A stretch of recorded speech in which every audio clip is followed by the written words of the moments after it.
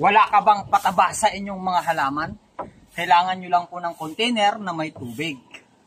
Tapos mga damo na mabilis lumago na nanggagaling lang dyan sa ating paligid. Puputulin nyo lang po, tapos ilalagay sa tubig.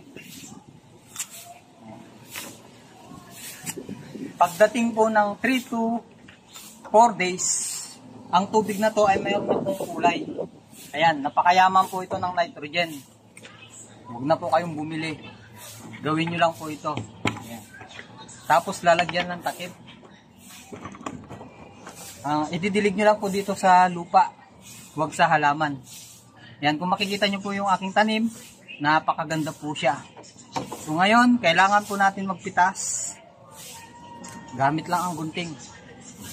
Ayan. Ganda, di ba? So magtanim na rin po kayo. Umpisahan nyo na ngayon.